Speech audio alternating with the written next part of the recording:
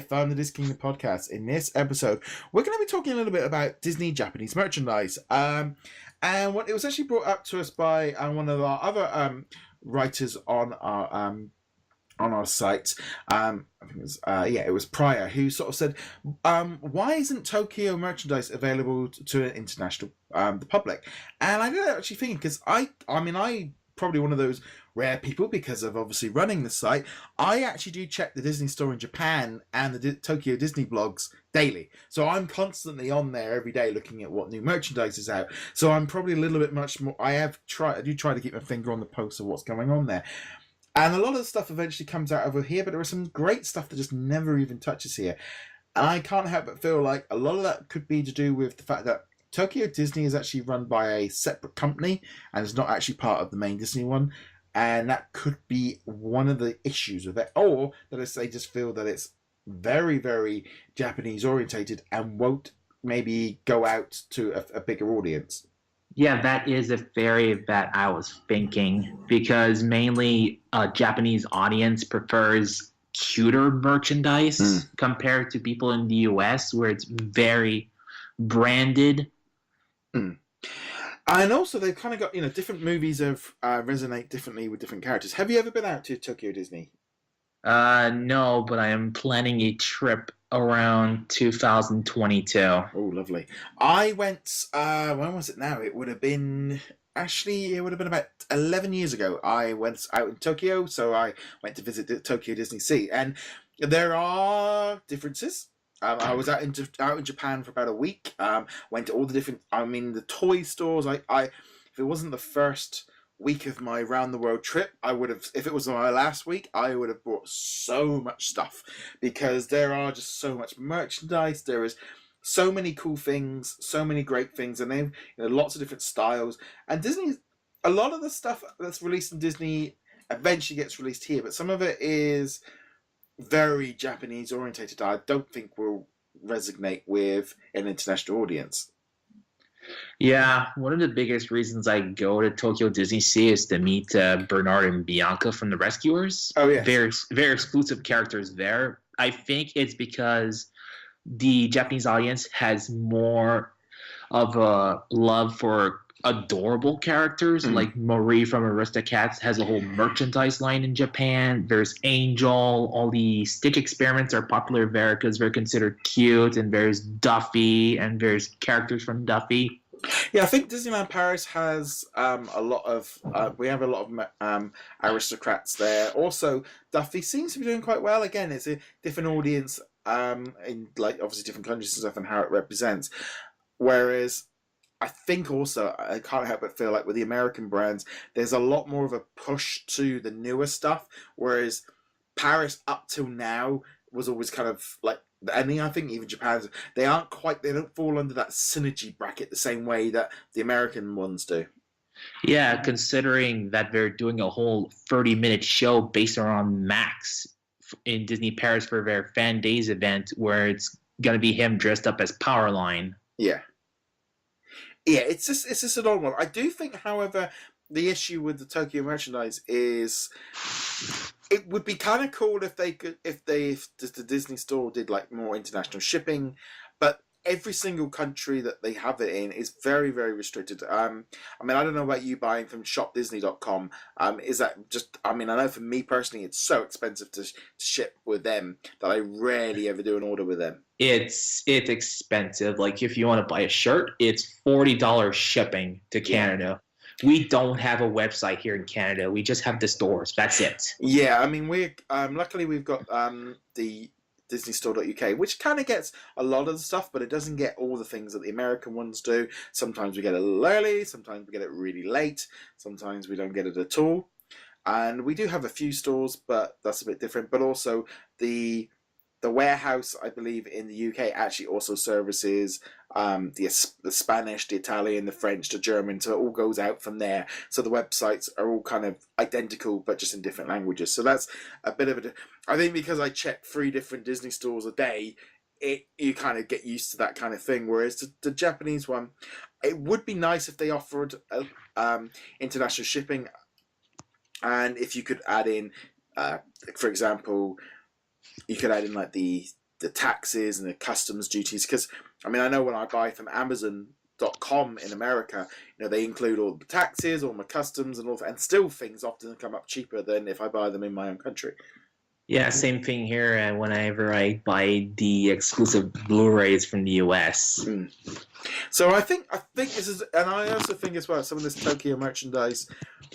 There's a lot of like Zum Zums and Yufuffy sets and some really nice stuff that it would only be able to sell because they've got different cultures and also just different celebrations. They don't have the whereas you see it here with the European and the American merchandise where it might be based around like Mother's Day or Father's Day or Easter. They've got their own celebrations in Japan. Yeah, they have like cherry blossom festivals. There's all kinds of different merchandise. It's really amazing what they have in Japan. Yeah, the only thing I think would be nice is if maybe, because I know Travis, he was down at Walt Disney World last week, who also helps on the site, and there was a ton of Shanghai merchandise over in the US, because obviously maybe it's not selling, or the initial launch stuff wasn't selling, so they've started shipping it over to the US. It would be nice if they did that, but I know obviously the stuff in Japan, it's just extra cost in terms of shipping it. But it would be nice if they maybe like, okay, we're going to send 10% to the really popular stuff and see if it goes online. And, I really wish that they would maybe look at that a little bit and go, well, maybe we should start offering a few of these items as like a special collection, or jack the price up, maybe $1 or so because of the extra cost of shipping. Yeah, because mainly in the Japanese store in Epcot, it's mainly all anime stuff like One Piece, Dragon Ball Z, Sonic, Pokemon. Yeah, there's barely any Kingdom Hearts. That would be perfect, but no, there's no Kingdom Hearts stuff there. Yes, I love going around that Japanese store in Epcot. It's one of the it could spend a fortune there, but the prices are just ridiculous. But with Kingdom Hearts 3 coming up, we are seeing a lot more merchandise for Kingdom Hearts 3, which obviously is very Japanese based as well. Mm-hmm. I would like to see a lot more of that coming into the parks. And even on just Shop Disney, there's not really a lot of Kingdom Hearts stuff there either. Yeah, especially with Japanese-centered video games like the Magical World series. There's a game there that didn't even make it here. It's an app where it's like Magical Farm. Yeah. Where it's basically the same gameplay of Magical World, but you're raising a farm instead, and it looks so cute, but it's not here. No, it's. I think as well as there is also the other side of things of every little regions and continents and countries. Sometimes there is stuff that just works better for those countries that wouldn't work elsewhere, and some things work, some things don't. But as we're becoming a much more international audience, we're all consuming stuff so much more, and we're seeing things that 10, 20 years ago we never would have seen. And you're going, a lot of the big Japanese toys, like the collectibles and stuff from the Hot Toys, I think, are Hong Kong, but getting a lot of some great toys, and things like Entertainment Earth and Big Bad Toy Store are often they have them in very much instantly at the same time because they know there's an audience in America for that speciality toy. Yeah, especially since there's really amazing Disney stuff like the Nindroid figures, and there's also these Disney princess figures you can get in claw machines, which have superb detail. I must admit, there are some those I think what do they call them, nanodroids? I think there's some really lovely ones, but there was that Sully one from Monsters Inc. that recently the story on that just looked amazing, but the price is that little bit too high for like a small collectible of that size, but the detail was amazing, and I can see why it was a bit more pricey. And Bandai came out with those amazing Frozen figurines with the different faces and the different poses. It was amazing. I would have bought it myself, but it would have been like $75 plus an enormous amount of shipping. I mean, it's sometimes not even just the Japanese stuff. Some of the stuff coming out of like Hong Kong, you've got like Hot Toys and DisKingdom. They make some great stuff. Shop Disney this morning on Friday, they actually put a load of these Hot Toys Cos babies, which are now you can get in the US exclusive in Disney Store.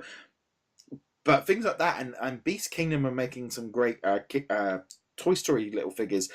And there's things like this, I think, as the internet and Facebook and everything's kind of going around, all of this stuff that we're seeing in other countries, we're all seeing it so much more regularly that trying to get international launches is a lot more tricky. But I think we're slowly just sliding towards that thing of, I think they're looking at, well, the advertising's going out globally now regardless. Mm-hmm. But that kind of falls into everything really, like movies and stuff. I mean, we had Infinity War last week, which came out the same time everywhere, whereas Incredibles 2 is all over the place. I mean, Japan only just got Coco in March in the cinemas. We only got it here in the UK in February. I mean, it's coming onto Netflix, I think, this in the next couple of weeks in the US. Whereas it's not even out on Blu-ray over here yet because it was 3-4 months. So there's all over the place. And I think this whole thing of release dates and getting stuff internationally still is a lot more messy than and a lot more detail in there we probably realize.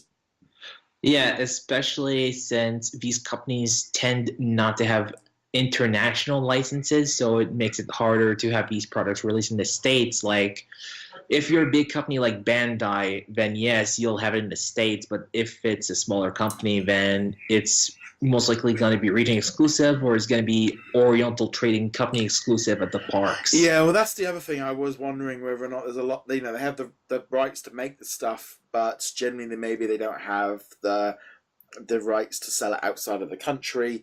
Though a lot of the stuff now, because I'm just trying to see if I've got anything to hand that from the distance. I think all my packaging is gone in the recycling.